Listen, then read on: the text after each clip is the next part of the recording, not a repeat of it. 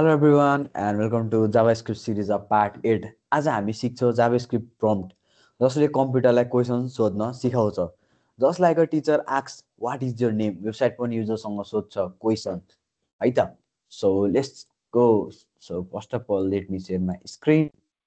Okay. ल अब एक कोड ल taking inputs in JavaScript which we called it as a prompt है.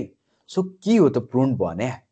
Prompt shows a pop-up box when the user can type an answer. Where the user can type an answer. एउटा pop-up box जस्तो आउँछ माथि एउटा हामीले एउटा भिडियोमा एउटा pop-up box पनि हेरेको थियौ नि हैन. सो एउटा pop-up box आउने बित्तिकै हामी अलर्ट गरेर गर्थ्यौ नि त. सो अलर्ट गर्ने एउटा pop-up box आउँछ हो. तर त्यहाँ चाहिँ हामीले क्वेशन पनि लेख्न क्वेशन सोध्या हुन्छ अनि हामीले त्यहाँ टाइप गरेर एन्सर दिनुपर्ने हुन्छ है. सो prompt भनेको के हो? That shows a pop-up box where the user can type an answer है त. सो प्रम्प्टले स्क्रिनमा इनपुट बक्स देखाउँछ. जस्तैलाई युजरले नाम, एज, नम्बर, मेसेज जुनसुकै पनि टाइप गर्न सक्नुहुन्छ हैन र. सो सिंगल प्रम्प्ट एक्जाम्पलमा हेर्नु पर्यो भने prompt what is your name, a pop-up appears and kids can type answer type inside it. Like अब सिंगल प्रम्प्ट एक्जाम्पल हेर्नु पर्यो भने एउटा प्रम्प्ट आउँछ हैन, हामीले गर्छौं अनि व्हाट इज योर नेम भनेर सोध्छ अनि हजुरहरुले आफ्नो नाम हाल्नुहुन्छ. My name is this this this भनेर लेख्न सक्नु भयो हैन. सो अर्कोमा चाहिँ storing input in a variable है.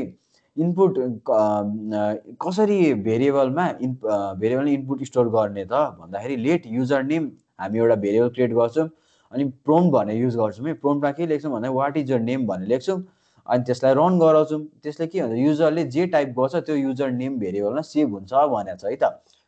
सो एकचोटी हेरौं is this true or not है त. सो लेट मैले गरे युजर नेम भनेर हाले है त, युजर नेम भनेर है त. सो इक्वल्स टु प्रम्प्ट भनेर राख्छु, प्रम्प्ट भनेर है, प्रम्प्ट इ. सो प्रम्प्ट भित्र के लेख्ने भन्दाखेरि व्हाट इज योर नेम, हजुरको नाम के हो, व्हाट इज योर नेम भनेर राख्यो है त. सो यो गरेपछि अब मैले के गर्नु पर्यो भन्दाखेरि console.log obviously console.log गरिसके युजर नेम हाल्ने है. अब यसलाई रन गराउने. सो राइट क्लिक अनि यसमा हैन HTML राइट क्लिक गर्ने अनि ओपन विथ लाइभ सर्भर हैन. ल यहाँ हेर्नु है आउने बित्तिकै आउन पाएको छैन ए. अब हेर्नु है राइट क्लिक गर्छु, भ्यू इन्सपेक्ट गर्ने अनि कन्सोलमा जान्छु म. यहाँबाट कन्सोलमा सोर्समा पो भयो सरी कन्सोलमा गयो इ. अब यहाँ ठ्याक्कै म रिलोड गर्ने बित्तिकै या व्हाट इज योर नेम. अब मैले प्रियांशु लेख्छु आफ्नो नाम. So Priyanshu okay. अब के भयो हेर्नु यहाँ मेरो नाम केमा स्टोर गर्यो, युजर नेममा गएर स्टोर भयो. मैले युजर नेम भनेपछि जुन भेरिएबल बनाएको थिएँ नि हैन, इ हेर्नु मेरो नाम के भयो स्टोर भयो. अब मैले फेरि रिफ्रेस गर्छु व्हाट इज योर नेम भनेर राख्यो भने मैले कसैको नाम राखेँ ल रेविका भनेर हालेँ है त. सो ओके गर्ने. ओके गरिसकेपछि इ हेर्नु रेविका के भयो स्टोर्ड भयो नि त गएर नाम हैन र. सो यसरी के गर्न सक्नुहुन्छ नाम स्टोर गर्न सक्नुभयो, इनपुट स्टोर गर्न सक्नुभयो केमा भन्दाखेरि भेरिएबलमा युजिङ के प्रम्प्ट भनेर है त. So showing a message with the input अरे है त. सो नामसँगै अनि कसरी सो गराउने त. ल हाम्रो यतिसम्म ठिक छ. console.log मा गएर खाली के गर्नु पर्यो भन्दाखेरि लाइक त्यो गराउनु पर्यो. सो हेलो अगाडि हेलो भनेर अनि हेलोलाई त मैले सुरुमा डबल कोटमा राख्नु पर्यो नि त. ल डबल कोट पनि राख्यो अनि के गरे प्लस गरिदिने. यहाँ पनि दिने स्पेस हेलो युजर नेम भने. अब हेर्नु है यहाँ जाभास्क्रिप्टमा सोध्छ मैले फेरि रेविका राखेँ त, रेविका भनेर राखेँ त. अब ओके गरेँ मैले हैन. यहाँ हेर्नु है अलि स्पेस भएन रोक्नु. फेरि मैले रेविका राखेँ ल. ल यहाँ पो गएछ कन्ट्रोल जेड.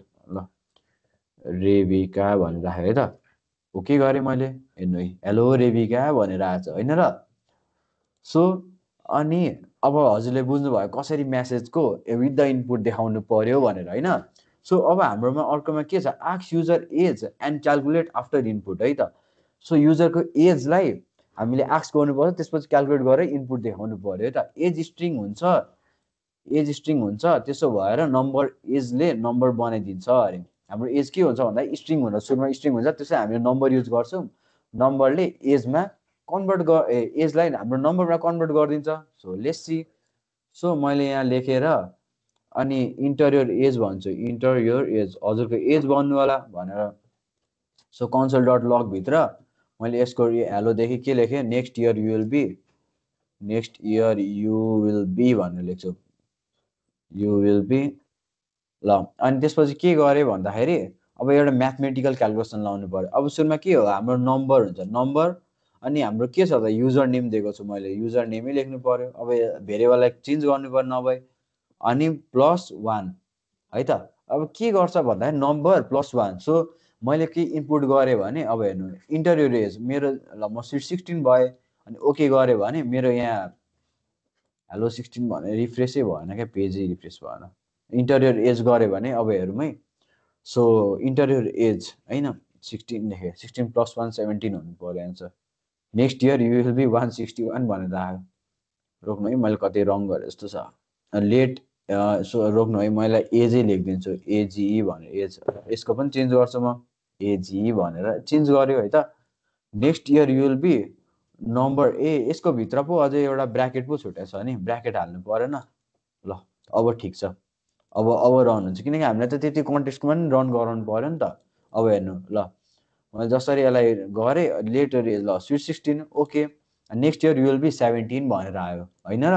त्यो ब्राकेटभित्र छुट्यायो क्या मैले, नम्बर ब्राकेट ओपन नम्बर, त्यसो एज +1 है त।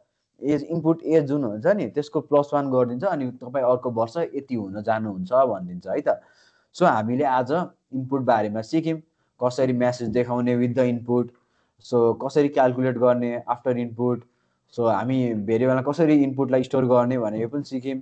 सिङ्गल प्रोम्प्ट एक्जाम्पल पनि हामीले हेऱ्यौँ होइन, जस्तै सिङ्गल प्रोम्प्ट एक्जाम्पल हेर्नु भएन नि, सिधै लेख्ने प्रोम्प्ट लेख्ने अनि वाट इज योर नेम भनेर लेखिदिने, वाट इज योर नेम भनेर, वाट इज योर नेम भनेर लेखिदिने है त। यसले केही पनि ल वाट इज योर नेम भनेर हालिदिएँ। अब हेर्नु है जाभास्क्रिप्टमा के हुन्छ, सिम्पल के आयो, what is your name, Priyanshu भनेर लेख्छु, प्रियान्सु भनेर लेखेँ, ओके गरेँ होइन।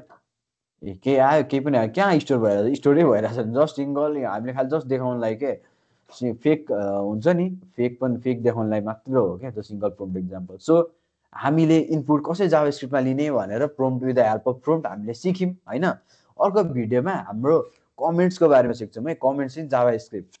So thank you so much everyone, don't forget to like, share and subscribe. So see you next video, bye by.